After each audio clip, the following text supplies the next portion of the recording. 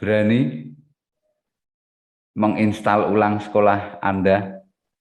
Saya ingin tunjukkan satu tampilan ini. Mana ya?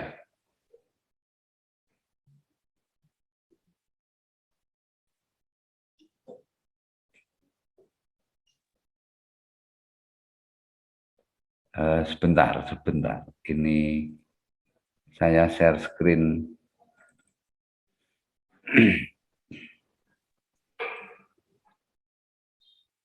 Buder, suster, Bapak, Ibu, semuanya tahukah ada peraturan ini?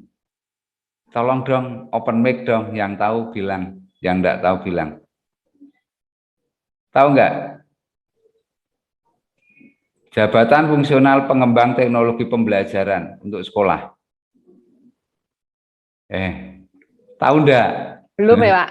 Belum toh? Belum. Ya. Belum, Pak ini. Ini saya punya, di googling juga nanti, oke, silakan.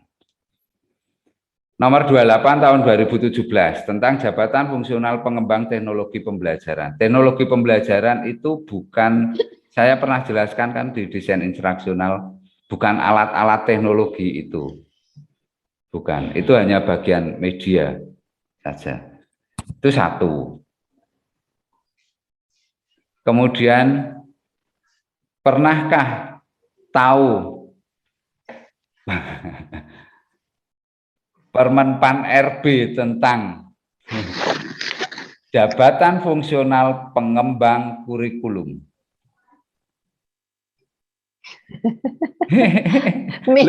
minim literasi peraturan, Pak. Ya, lah gimana? Nek Senon Sewu, kita semua swasta terjebak pada ya begini, kita tidak tahu bagaimana negara ini dijalankan dengan aturan-aturan yang ada. Swasta seolah berdiri sendiri, ya kita rodok dikiwake sama negeri, yo memang kita memilih jalur itu. Tetapi kita jangan ngiwake aturan yang ada di negara kita. Gitu. Ini ada loh, Jabatan Fungsional Pengembang Kurikulum, dan bisa di-download. Ini nomor 57 tahun 2000 tentang ini. Tugasnya apa saja itu ada. Jadi betapa pentingnya orang yang khusus menangani tentang teknologi pembelajaran dan tentang pengembang kurikulum di sekolah. Negara sudah melihat itu. Tahun 2020 baru muncul untuk pengembang kurikulum. Kemudian yang teknologi pembelajaran sudah muncul duluan, 2017. Nah, nampaknya memang Himpunan Pengembang Kurikulum Indonesia mensounding ini dan goal di tahun 2020. Begitu. Kira-kira begitu. Suster, Buder, Bapak, Ibu semuanya, Bu Rini monggo dipunasto. Kagem rapat pengurus yayasan, Bu. Panjang dan jauh yang harus kita tempuh. Begitu. Ya. Terima Mas kasih. Heri dan Mas Hendy, mungkin saya ingin sedikit memperlihatkan apa yang sudah kami lakukan. Nggih, Bu, monggo. Benar atau tidak? Mungkin saya izin share sebentar nih. Nggih, Bu, monggo.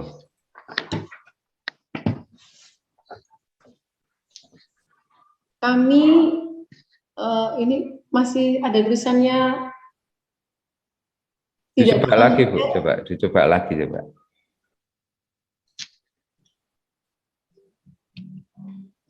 Baik, saya akan membantu. Kami sudah menyusun nilai-nilai keutamaan dan itu sudah menjadi hampir 2 tahun kami menyusun. Tadi Romo Martin mungkin menunjukkan bukunya, dan proses menyusun itu kami juga ada narasumber yang kami membantu kami mendampingi dari Jakarta. Kemudian kami melibatkan kepala cabang, para pengawas, dan perwakilan kepala sekolah. Munculnya seperti ini. Ada nilai dasar kami, ada 5 ini. Setelah melalui perjalanan hampir 2 tahun, karena sebelumnya kami tidak mempunyai, kemudian kami berusaha untuk menyusun, kemudian nilai keutamaannya kami rinci seperti ini, dan ini sudah kami sosialisasikan. Apakah nanti kami mohon diarahkan apakah apa yang kami lakukan ini masih belum benar atau masih harus kami perbaiki lagi. Nanti akan menjadi bahan diskusi dengan para Romo Kepala Cabang, ada 4, dan Romo Martin, dan mungkin teman-teman pengawas di setiap cabang juga akan kami libatkan. Ini nilai keutamaan yang sudah kami susun menjadi sebuah buku, dan itu sudah kami sosialisasikan. Kemudian kami kemudian juga menyusun panduan penyusunan buku terkait dengan pola pembelajaran PPR, dan kami sudah mencoba untuk sampai menyusun format, walaupun formatnya tidak harus sama dengan yang kami contohkan, tapi teman-teman di lapangan kami beri kebebasan, hanya kami membuat model untuk RPP-nya. Di sana kami juga mencantumkan nilai-nilainya. Jadi setiap langkah guru agar nilai keutamaan itu benar-benar terimplementasi dalam instruksional mereka itu harus dicantumkan di RPP, sehingga anak-anak akan terkena dampak dari apa yang direncanakan oleh guru itu secara konkret dalam bentuk RPP-nya, dan kemudian dalam bentuk pembelajarannya pasti juga. Sehingga ini menjadi ciri khas kami. Ada memang kami juga mengadopsi dari Ignatian tentang pendampingan pura personalis. Di sini ada, maka guru-guru akan melakukan ini. Kemudian ada PPR yang terkait dengan refleksi, aksi, dan evaluasi. Jadi ini model RPP yang di dalamnya ada nilai-nilai keutamaan. Kemudian di saat-saat ini kami masih menyusun perubahan, tetapi ini terkait dengan UAP. UAP itu salah satu dari Provinsial Yesuit yang harus dimasukkan ke dalam karya, semua karya Yesuit itu memasukkan ini, sehingga ini juga menjadi perubahan kami di ke depan yang terkait dengan Renstra. Saya tutup lagi, saya ingin menunjukkan apa yang saya lakukan, karena saya bagian pendidikan ini, Mas Hendy dan Mas Heri. Sebentar, saya salah. Sehingga kalau saya diarahkan, dibantu untuk memperbaiki, mungkin akan menjadi sebuah perubahan yang besar dalam logika berpikir kita. Ini, kami melakukan perubahan-perubahan itu, nilai keutamaannya menjadi banyak hal yang terkait dengan terbentuknya pribadi doa, reflektif, dan diskretif. Ini program-program kegiatan, tapi untuk menuju ke program ini, kami didampingi oleh 2 narasumber, Romo Nano dan Romo dari Debrito. Selama kami menyusun ini, didampingi, kemudian kami melakukan percakapan rohani beberapa kali, sampai dengan diskusi kelompok juga melalui percakapan 3 putaran. Di sana ada sharing, kemudian saling menanggapi, kemudian diskresi. Apakah yang kami lakukan di Yayasan Kanisius dengan beberapa hal ini, mohon diberi masukan apa yang sudah kami lakukan itu sampai tahap seperti ini, apakah masih harus kami perbaiki. Tadi hanya kami merasa melalui penjelasan Mas Heri dan Mas Yendi itu kami belum memasukkan budaya. Jadi nanti pertemuan kami ingin menggali budaya-budaya apa yang ada di sekitar sekolah itu dimasukkan integrasi di nilai-nilai keutamaan yang mungkin baru masuk dari melalui pendahulu-pendahulu kami dari Petrus Canisius. Memang kami mengambil sebagian, kemudian dari Ardas, kemudian dari buku panduan yang diberikan oleh Provinsial tentang prevensi kerasulan, ini juga menjadi bagian dari kami menyusun, sehingga literasinya itu dari berbagai sumber, kemudian muncul buku yang ini. Ini hampir 2 tahun kami susun. Begitu Mas Heri dan Mas Edi, mungkin biar teman-teman di lapangan tadi juga, kami masih belum ngeh Bu, ya nanti pertemuan itu akan menjadi semakin kuat. Terima kasih. Mengharukan.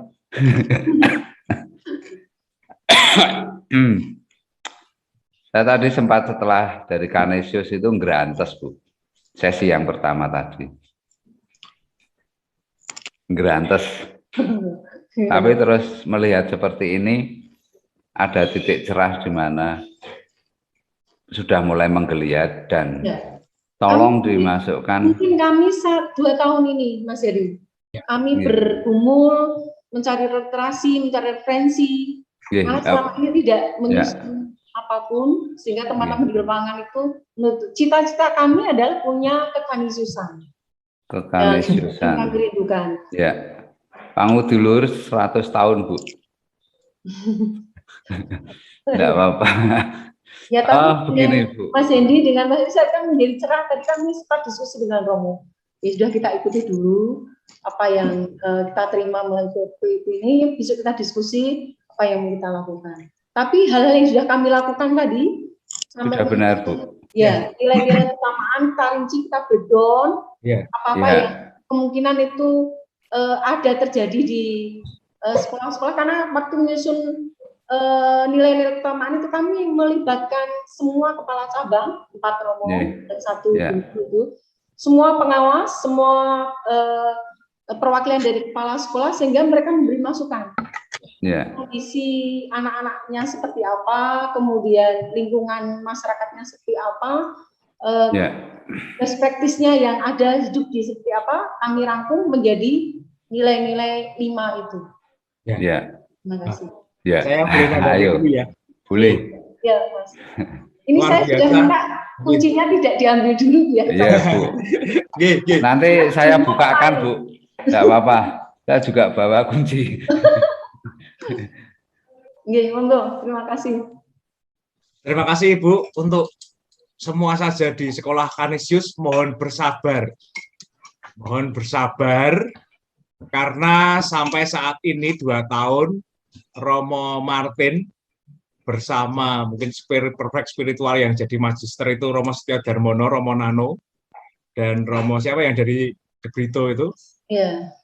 Mungkin juga Romo Mardi Kartono ya Bu, Pusat Pastoral Yogyakarta apa? Iya. Mardi, ya betul. Ya, kayak ngerti kabeh toh. Lah, bolone. Jadi dinamika dari lingkaran tadi, Bu, lingkaran yang saya tawarkan tadi di bagian literasi memang benar itu yang perlu kita gali. Kadang kita itu ameng-ameng suam-suam kuku untuk meletakkan landasan di mana kita berpijak itu dimensi ide dan keteladanan dari figur-figur tertentu yang ketika figur itu mendapat SK baru atau meninggal dunia, nilai-nilai dan keutamaan itu juga ikut terkubur. Oleh karena itu, terima kasih banyak atas kerja keras Canisius untuk menumbuh kembangkan lagi. Jadi sekolah-sekolah saat ini ya, sabarlah sebentar karena yayasan sudah memikirkan yang terbaik, yang baik. Lalu karena tadi ya terminologi nilai dan keutamaan itu yang membuat juga salah 1-2-nya guru-guru saya. Guru-guru saya ketika Ya makanya waktu ngomong ini siapa itu yang masuk dalam sejarah hidup saya itu juga beliau-beliau itu. Dan saat ini saya yang diutus oleh gereja, diutus oleh Buderwarto dan teman-teman untuk hadir di sini menemani, menyarikan semua apa yang kami pelajari ketika dari dulu sampai sekarang. Dan benarlah bahwa nilai-nilai itu ya dari bisa rada ayam gitu. Rada ayam. Ternyata nilai keutamaan itu benar. Ya, benar. Lalu bagaimana ini dirangkum, di-blend, atau kita mau rujaan pendidikan? Kita bilang rujaan ya. Kemarin ada istilah bagus dari Pak Kris. Kita memang kalau dalam sosiologi itu ada pola salad bowl gitu ya. Salad di mana masing-masing kekasan itu menjadi satu, disatukan tetapi tidak blend, tidak di-blender. Karena kekasan-kekasan itu masuk. Kemarin ada istilah baru yakni rujaan, itu yang lebih familiar. Rujaan kita mau rujaan soal pendidikan. Nilai-nilai spiritualitas masuk, lalu kebudayaan lokal masuk, manisnya pepaya, lalu segernya bengkoang, lalu kecutnya nanas kita blended, kita satukan ya. Satukan dalam lepek atau cowek atau apa, kita dulit bareng-bareng itu sesuai dengan cita rasa masyarakat setempat. Jadi Pak Ito ini nampak sangat bahagia ketika sudah mengakomodasi nilai-nilai budaya. Sabar nggih Pak Ito, Yosef Ito dari Kanisius Muntilan, harap bersabar karena saat ini kita sudah mengemas dan bagaimana kita mengimplementasikan itu dengan pedagogik reflektif, ya tadi yang PPR itu, lalu pedagogik Ignatian, itu kan salah satu pedagogik reflektif itu buku besar, buku babonnya dari Ignatian. Lalu yang pertama yang perlu memang kita gali adalah pendekatan dari nilai keutamaan Petrus Canisius dan bagaimana Romo van Lith membentuk perkumpulan Canisius. Dulu itu kami Marsudirini kalau saya, Marsudirini dan Yayasan Pangu di Luhur itu menginduk ada Canisius Ferenijing ini. Ya loh. Canisius adalah alma mater, alma mater bagi misi-misi sejarah misi pendidikan. Soalnya kan sekarang kan anak pola bobok keprada gitu ya. Kalau bahasa Pak Heri juga wis guyu. Apa dhewe mlumah-mlumah. Boko pola anaknya tambah kok. Ya. Saya merasa sangat bersyukur Ibu buat proses 2 tahun bersama Romo Martin menemukan hal yang baik, nilai-nilai keutamaan, lalu bersama para Romo Yesuit, pedagogik reflektif Ignatian, lalu Yesuit dunia kan tiap tahun berkumpul. Dan saat ini ada UAP itu ya, yang kita ngomong Universal Apostolic, apa tadi? Reference. Ya. Itu kita mix jadi satu menjadi kekayaan Canisius, dan nanti PR-nya adalah bagaimana ini diimplementasikan dalam struktur dan atmosfer masyarakat setempat. Nah ini PR bagi kepala sekolah dan wakil kepala sekolah dan seluruh guru untuk membenamkan. Kalau bahasanya Yesuit kan dekat dengan immersion gitu ya. Kalau rapat-rapat dengan Yesuit ini sini immersion, menceburkan diri, immersion. Setelah ini kita immersion di kolam depan. Kita mau memasukkan diri dalam budaya masyarakat setempat. Ini yang menjadi PR bagi tadi kan PR yayasan untuk menggali. Canisius sendiri untuk 80 tahun apa 100 tahun Canisius ya ini ya. Percetakan Canisius. 103. 103 yang saat ini ada misi Van Lith di Indonesia itu loh. Buku yang terbaru dari Canisius itu masih digarap. Masih apa sudah terbit ya? Coba Bu, ini saat ini Gereja Keuskupan Agung Semarang lagi menggarap untuk mendokumentasikan misi Van Lith. salah satu kontributornya Budir Petrus Suparyanto untuk menggali nilai-nilai Vanlik. Ini nanti kita rayakan bersama Kongres Pendidikan ini. Terima kasih Kanisius sudah mulai berbenah dan menciptakan tonggak untuk sejarah pendidikan bangsa kita. Terima kasih Ya. Mas Hendy. Mas Tapi itu tadi ya Bu ya, mungkin terus dikuatkan di kurikulumnya aja. Dan tinggal nanti memasukkan membenamkan dari istilahnya Iya. di kurikulum sekolah masing-masing. Ya, nah di situ desain instruksionalnya tidak hanya RPP Bu. Di desain instruksional RPP itu hanya bagian kecil dari desain pembelajaran. Terus dokumen kurikulumnya, strategi, yang penting strategi, terus model pembelajaran project based, dan itu jika diikuti semua oleh, saya kok masih yakin ya, diikuti oleh semua sekolah Kanisius akan menjadi baik lagi. Ini masih perubahan-perubahan banyak. Dan yang menjadi tolok ukur RPP itu kan salah satu dari intrakurikuler, bahwa kurikulum itu kan banyak sekali untuk membangun atmosfer dan budaya sekolah. Jadi berilah kebebasan seluas-luasnya, semerdeka-merdekanya bagi kepala sekolah dan guru untuk menyarikan apa yang sudah kita dapatkan dari proses pembelajaran bersama Yayasan Kanisius ini.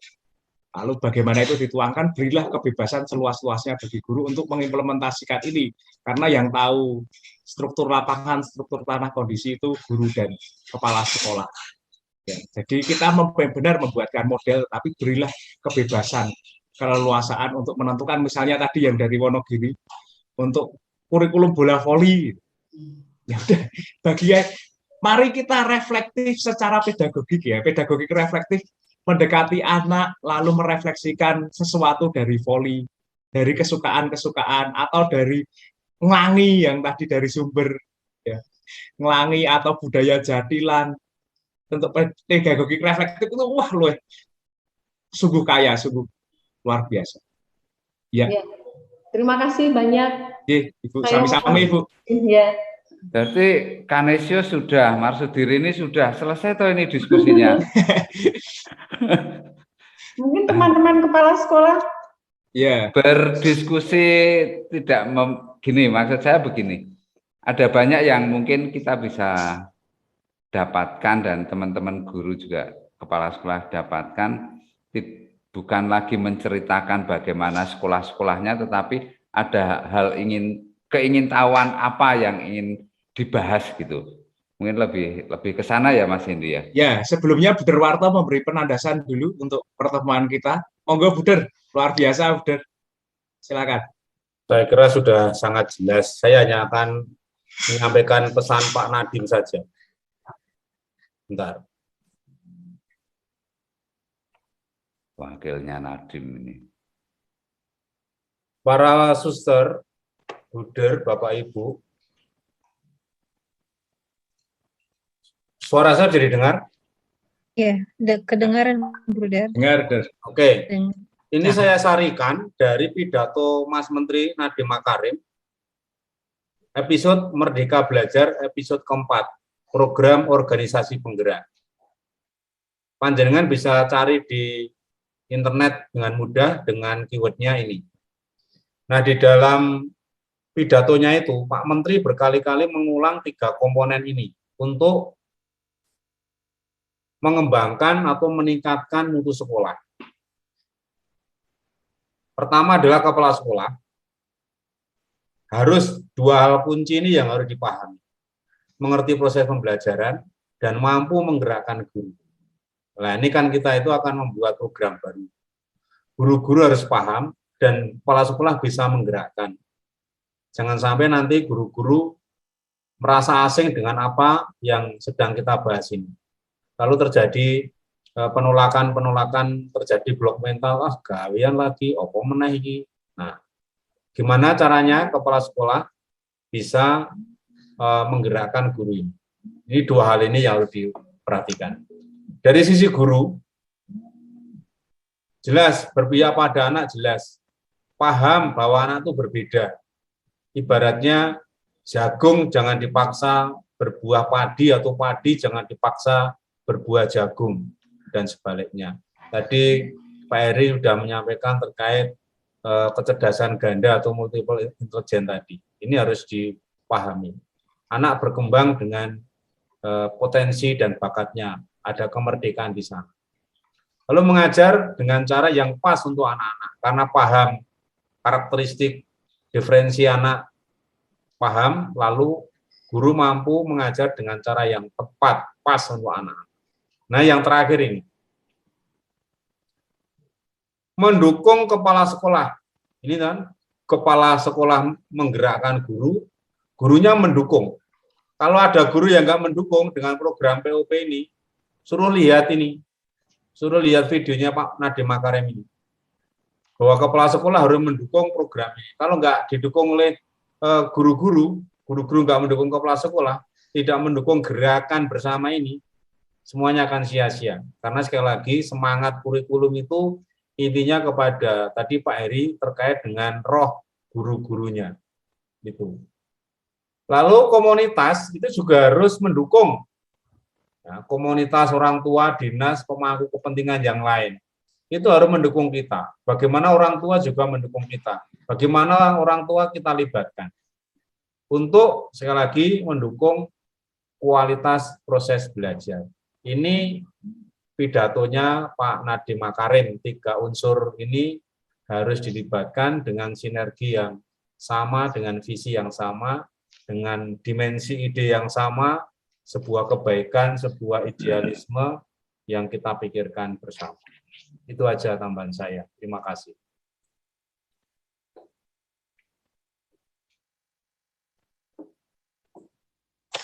Baik, terima kasih kepada ketiga narasumber kami yang sungguh luar biasa. Dan kita berikan selamat kepada Yayasan Kanisius yang sudah menemukan nilai-nilai utama yang mungkin nanti akan diterapkan di sekolah masing-masing. Mungkin yang seperti dikatakan oleh Pak Heri tadi, kita bisa selain sekolah, tapi kita lebih bisa men-sharingkan tentang ide-ide, gagasan, kemudian apa yang harus kita buat, apakah yang harus kita install dalam sekolah kita. Apakah kita mau buat secara acak atau saya bisa tentukan saja? Suster. Ya. Saya di tempatnya Mas Hendi ini.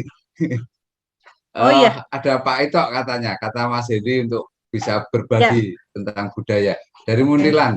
Dari Muntilan dipersilakan. Monggo Pak Ito. Oke, terima kasih. Apakah saya boleh share screen? Boleh Pak.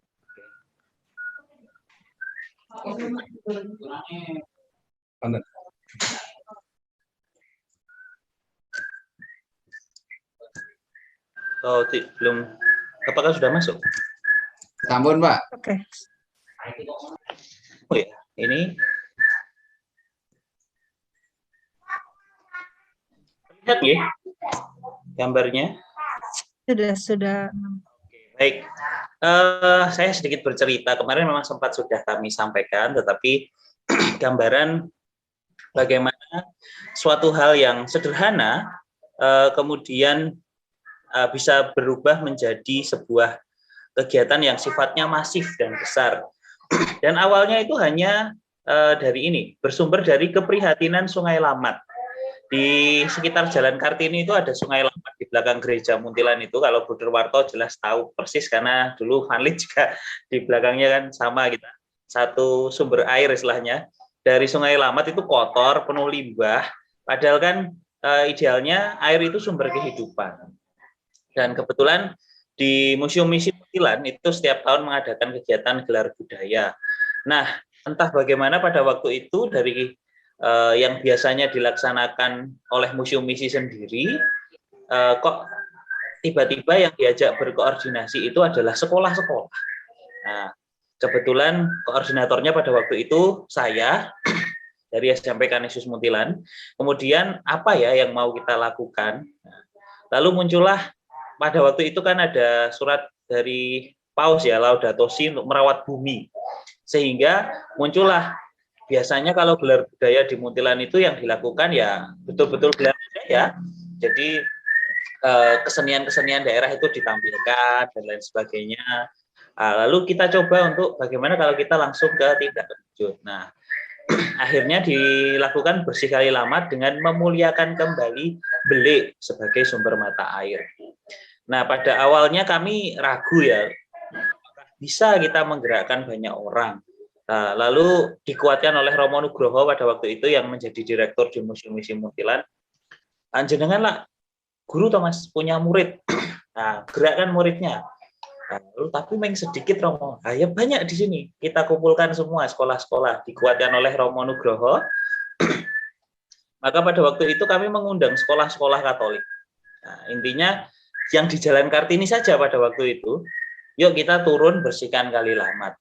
Nah, disepakati pada waktu itu setiap sekolah mengirimkan wakil sehingga hampir 1.000 orang, 1.000 siswa dan guru pada waktu itu kami turun ke bawah, mulai dari SD ada, SD kelas atas, kelas 5-6, SMP itu semua, SMA juga semua, tapi tiap sekolah hanya mengirimkan wakil-wakil yang cukup banyak pada waktu itu, lalu turun membersihkan kali lamat yang luar biasa kotornya maksudnya. Nah, pada waktu itu ditindaklanjuti juga dengan memasang tulisan-tulisan yang cukup unik, pakai bahasa Jawa gitu, saya agak lupa, tapi misalnya ada yang nek buat sampah neng kene kok diprimpeni lho. Nah, misalnya hal yang semacam itu, edukatif tapi menarik. Yang kemudian menjadi besar juga adalah bagaimana pengaruh salah satu kegiatan yang saat itu ada adalah Asian Youth Day. Itu sama Romo Nugroho diculik ke Muntilan untuk diarak. Padahal salib AYD itu kan diarak keliling dunia ya pada waktu itu, lalu dibawa ke gereja Muntilan. Nah, untuk kemudian diarak dari gereja Muntilan ke belik di desa Balemulyo, itu di daerah bawah.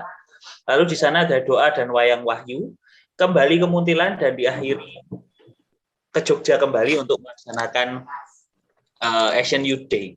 Nah, langkah yang kemudian dibuat ini kemudian menjadi berita yang didengar dan dilihat orang banyak. Lalu barulah dari situ kelurahan, kecamatan, lingkungan hidup, ormas-ormas, itu kemudian tertarik. Wah, gimana toh ini? Kok ada acara seperti ini? Kok kami tidak dilibatkan dan lain sebagainya? Padahal di awal sebetulnya kami sudah berkoordinasi, hanya yang menanggapi pada waktu itu hanya LH, ya. Nah, mereka membantu dengan mengambil sampah-sampah yang dikumpulkan para siswa ini.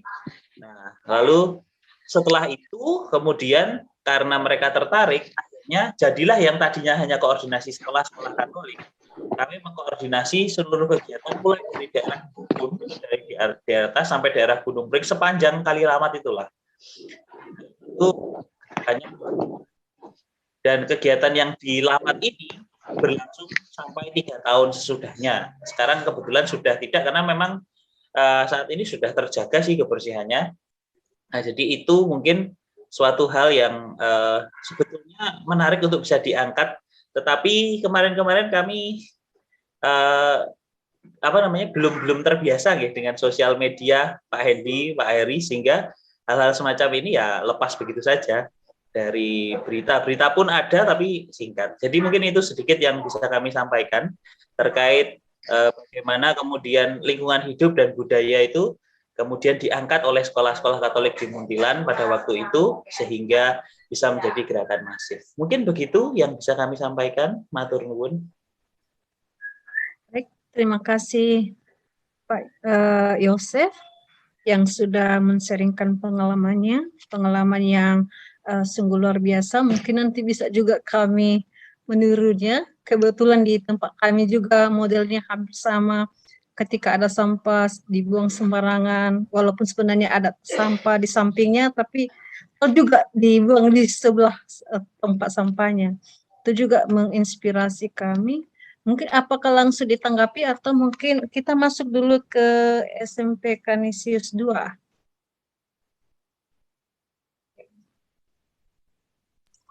Bagaimana? Ada ini yang cerita-cerita bagus kok, kita saling berbagi aja. Iya, Nah, Kesimpulannya sudah bagus dari Pak Heri, semua sudah paham, kita akan tinggal. Ya, kita cerita-cerita apa ya?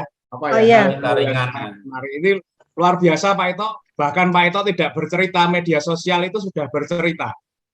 Oke. Media sosial sudah bercerita bagaimana arah-arahan AYD, salib AYD itu diiringi juga oleh terbangan dan sholawatan ya Pak. Nah, itu. Bagaimana tidak usah banyak apa ya, kita dalam kegiatan-kegiatan kita ya, kadang-kadang itu kita tidak perlu menonjol-nonjolkan ini loh, tetapi dunia itu diam-diam menyorot. Dan saya dapat kabar itu sangat terharu, sangat tersentuh ketika dulu terlibat bersama Pastor Nugroho dalam teater Jaran Iman. Bagaimana Jaran Iman masih diupayakan metode reflektifnya, menggali dinamika-dinamika, suruh dolan kon belayang, kita belayang gelandang. Ternyata bibit-bibitnya Pak Ito juga merasakan ya pasti. Wis kono dolan, wis kono belayang. Lalu itu hasil refleksi yang hasil dari kasanah budaya lokal. Ternyata itu bisa kita singgungkan atau bahkan kita masukkan dalam pengalaman anak belajar, pengalaman guru mengajar. Dan proses kali ini alangkah baiknya kita dokumentasikan, Pak, Bu, kepala sekolah. Hal-hal baik apa yang bisa kita petani, kita dokumentasikan. Untuk apa? Untuk kita nyelengi hal-hal baik agar kita semakin bakoh membuat kurikulum tingkat satuan pendidikan kita. Itu, G. Nanti kalau bicara soal kurikulum, Pak Heri yang bisa menguatkan carane nyimpul nali supaya kita kuat di nilai-nilai dan nilai-nilai spiritualitas dan kebudayaan itu pakarnya Pak Heri. Saya mencoba untuk memprovokasi berdasarkan nilai, keutamaan, dan basis budaya lokal. Itu sangat luar biasa, Pak. Pengalaman ini mohon dituliskan dalam naskah akademik Bapak agar di tahun 2023 itu kan kita rencananya, harapannya kita bisa membuat buku tentang kurikulum tingkat satuan pendidikan di masing-masing sekolah-sekolah kita, agar kita saling berbagi, saling mengisi, dan ternyata gereja Katolik, pendidikan Katolik itu bergerak seperti itu.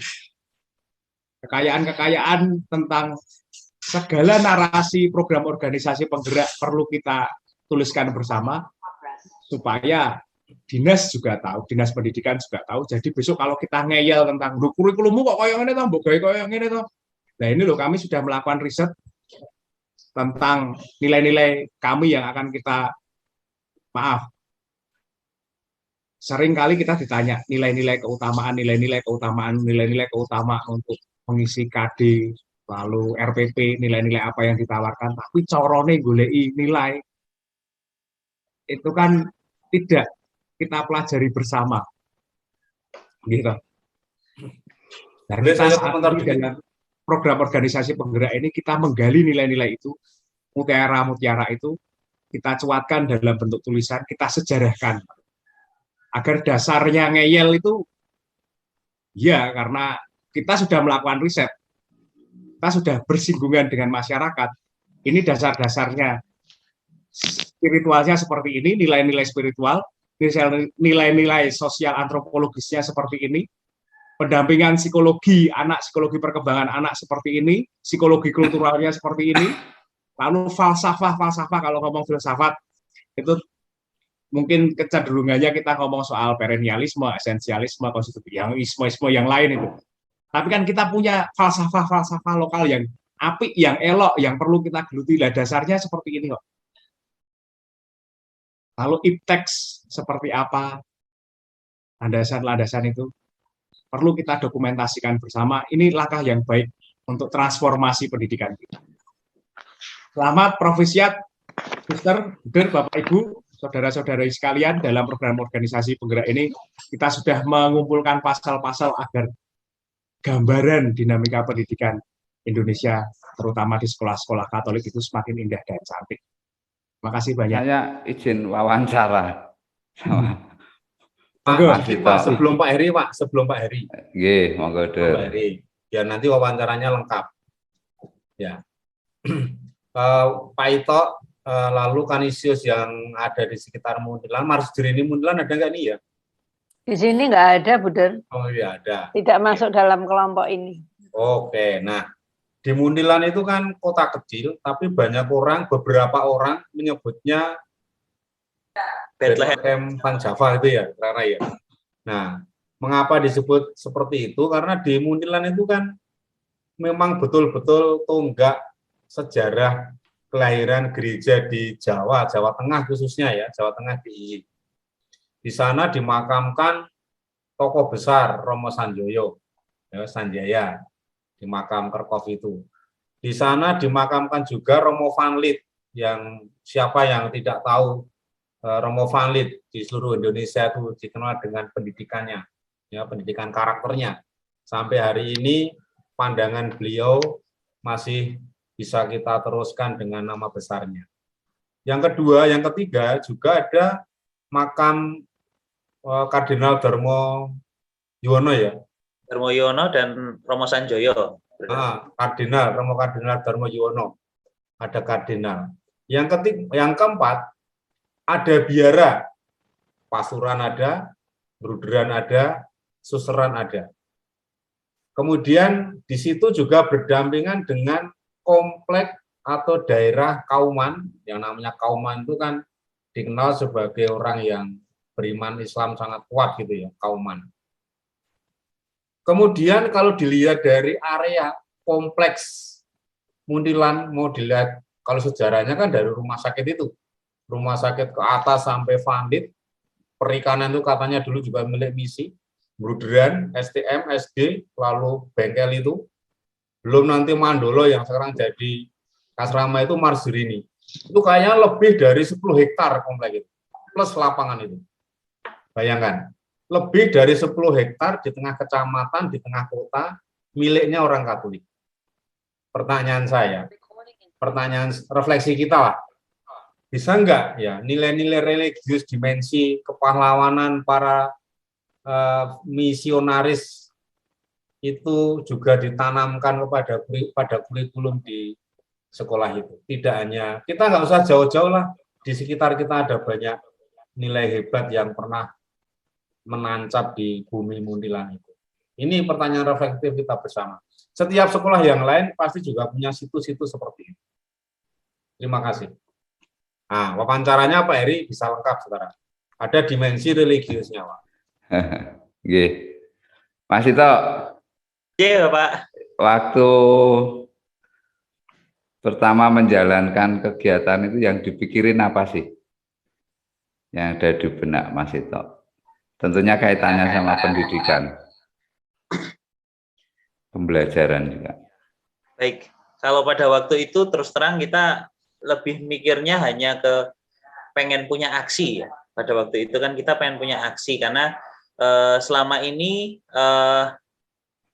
kalau di dalam pembahasan sebelum itu menyampaikan hal yang menokok sebetulnya. Wong Katolik iki oke ngomong ning ketika kita bicara, ketika kita aksi itu jarang, istilahnya seperti itu. Nah, jadi coba dilihat kalau ada kegiatan ini itu biasanya bukan dari golongan Katolik pada waktu itu. Nah, lalu karena disampaikan seperti itu dan juga yang pada waktu itu pembahasannya adalah Laudato Si, maka kita memutuskan untuk yuk kita turun ke kali.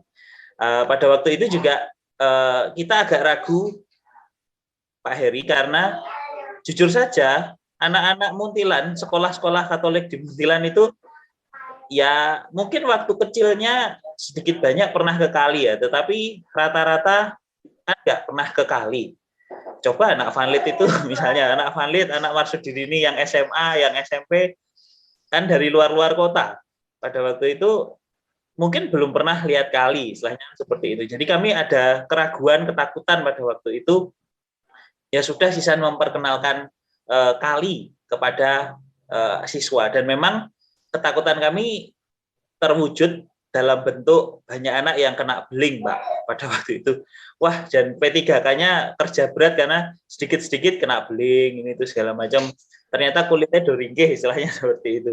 Tetapi malah itu kemudian menjadi suatu pembelajaran. Dan refleksi yang bisa kami ambil dari sekolah saya sendiri, anak-anak itu kemudian menyadari bahwa, wah, iki kan dolanan sing bentak gua gitu. Jadi mereka sering punya kebiasaan buang dari jembatan PP, namanya di daerah sana itu PP, buang sampah itu war-war saja, Pak. Nah, ternyata sampahnya itu mengendap di belakang sekolah mereka. Jadi kelihatan di situ dan lain sebagainya.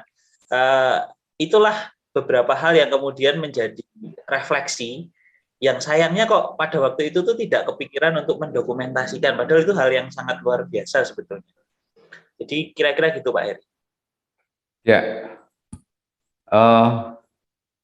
kalau misalkan sekarang saya tanya, kalau dikaitkan dengan kurikulum dan pembelajaran,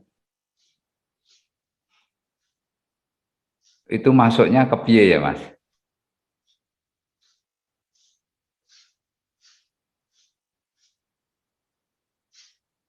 Dikaitkan dengan kurikulum dan pembelajaran. Kan kita sedang membahas tentang bagaimana membenamkan nilai-nilai. Saya yakin tentu itu ada nilai yang bisa didapatkan, itu budaya, core value dari sekolah kita, dari yayasan kita. Kemudian semua itu didesain, direncanakan dalam bentuk kurikulum dan desain instruksional. Kebayang nggak waktu itu nilai yang mau ditanamkan di situ? Terus iki nek digawe kurikulum piye ya? Ya jujur kalau waktu itu ya nggak ada pemikirannya, Pak. Ya, ya, ya. Oke, oke. Matur nuwun Mas Ito. Matur nuwun sangat Mas Ito. Ada insight luar biasa yang bisa kita dapatkan. Saya akan coba mari kita lah kok saya belum share screen ya. Saya coba share screen.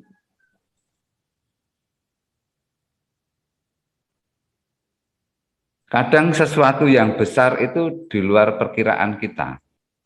Kadang hal yang tidak kita desain itu malah menjadi besar. Tetapi butuh effort yang luar biasa. Saya tadi mencatat bahwa Mas Ito tadi,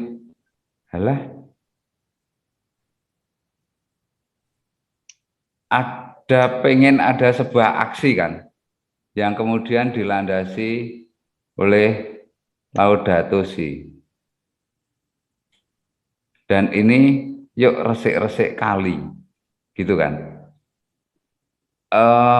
Laudato Si ini menginspirasi aksi yuk resik-resik kali.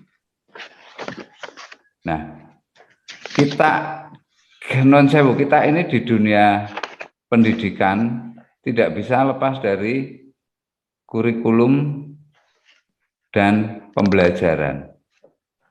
Hidup kita selalu ada di kurikulum dan pembelajaran. Hidden kurikulum itu sudah ada di diri kita, yang kemudian dikenal dengan karakter kita, jati diri kita. Hidden kurikulum. Nah, bagaimana ini dibalik kan, berarti ada aksi kemudian dianalisis dan dibuat sebuah modelnya, kemudian terbentuk sebuah kurikulum dan pembelajaran tentang aksi resik-resik kali ini. Dan kelihatannya tadi disampaikan berlangsung hanya 3 kali ya, Mas? Iya, Bapak. Itu berarti ini sudah berhenti? Berhenti tahun berapa? 2019. Ya mungkin karena pandemi ini juga ya. Mungkin atau tenan. Yang jelas sudah berhenti ya. Berhenti. Asik sih. dengan pandemi kita sah mengatakan semuanya sih, masih. Tetapi menurut saya bisa enggak saya beri challenge ke Mas Ito untuk sebetulnya kan larinya itu kurikulum kemudian ada aksi begini kan. Tetapi ini sudah ada aksi, yuk didetailkan, dibuat kurikulum dan pembelajarannya. Ingat dimensi ide ini sangat luar biasa dan ini sudah bukan lagi ide tetapi sudah menjadi aksi. Nah, kemudian pembelajarannya harus didesain yang kita kenal dengan desain instruksional. Design, ya. Ya.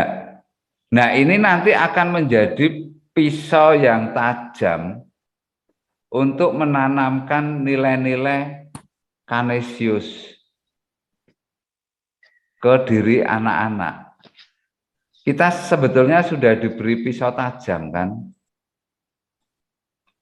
Kadang kita lupa, repot yang penting aksi toh. Yang penting aksinya, aksi kita lakukan benar ya harus. Tetapi pada saat kita mau meninggalkan apa kan tidak tahu, warisan kepada penerus kita apa, kita juga nggak bisa mewariskan. Saya yakin kok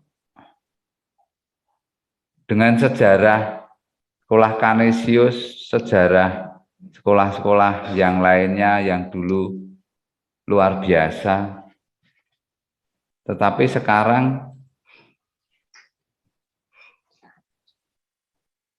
karena tidak ada dokumen yang bisa dipelajari, kurikulumnya dulu seperti apa, kemudian desain instruksionalnya seperti apa, menjadi kita eker-eker lagi untuk merangkak naik, dan itu butuh effort yang luar biasa.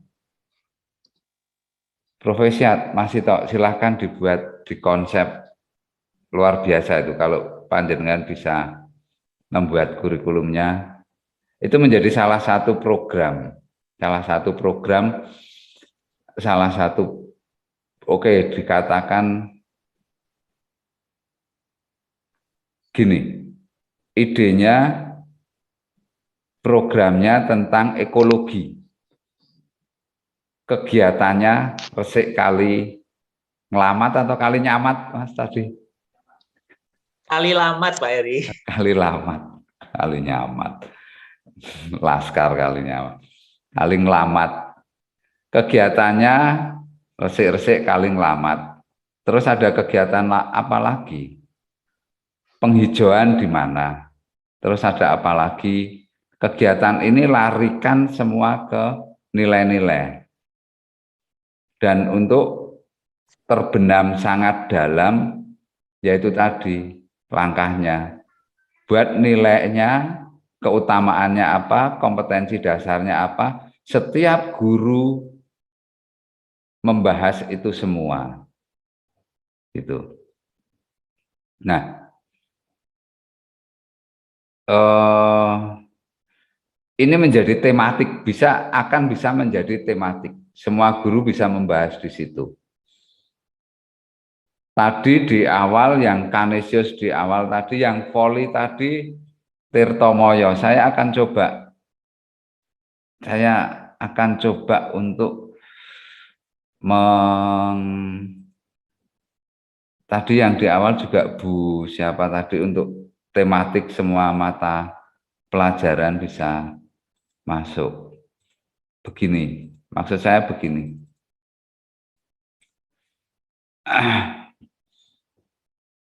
Di sekolah Tirtomoyo itu sangat luar biasa dengan bola voli. Oke, ini menjadi daya tarik. Sekarang bagaimana guru matematika membahas tentang bola voli, masuk ke geometri. Geometri tentunya ini ada kompetensi dasar dari matkan. Nah, kita berbicara nilai dan keutamaan sudah terbentuk ya. Kemudian ini kompetensi dasar dari keutamaan apa yang mau ditanamkan di sini. Kemudian guru apa lagi? Guru fisika. Bahas tentang bola voli. Terus kemudian guru apa? Guru ekonomi, guru IPS. Bahas tentang bola voli. Terus guru seni. Bisa nggak guru seni ini menciptakan lagu, mengaransemen bagaimana dengan peristiwa perbola volian di sekolah tersebut. Guru fisika ini bahas tentang gerak menggelinding. Anak-anak diajak untuk melihat bagaimana para pemain bola voli ini bermain. Guru fisika juga akan bisa membahasnya tentang gerak vertikal atau gerak parabola. Pak, itu di SMP kan tidak ada. Lu jangan salah loh, kalau ini di materi SMA memang ya. Tetapi pada saat anak itu senang, kita masukkan, kita ajari, mungkin akan bisa masuk. Terus guru bahasa Inggris. Bahasa Inggris membahas tentang bola voli. Dan masing-masing ini itu mempunyai kompetensi dasar kan di mata pelajaran. Kompetensi dasar di mata pelajaran, dan kita sudah menyusun ini tadi toh. Kompetensi dasar di keutamaan. Yang ini tertuang di dalam RPP, di mana RPP ini desain instruksional, merupakan bagian dari desain instruksional. Nah, guru yang mengajar mulai sekarang, suster, bapak, ibu, buder semuanya, guru yang mengajar wajib membawa RPP. Dan RPP ini wajib ada apa? Coret-coretan. Coret-coretannya. Kondisi pembelajaran. Tahu ya maksudnya ya? RPP dibawa saat menjelaskan itu, saat ada proyek itu, amati anak-anak. Dan pikirkan bahwa ini bisa sampai enggak ya ke anak-anak. Kok kelihatannya kalau anak seperti ini, maka model pembelajarannya saya rubah ganti ini deh, saya rubah ganti ini, saya rubah ganti ini. Jadi RPP itu bukan hanya sekedar administrasi belaka.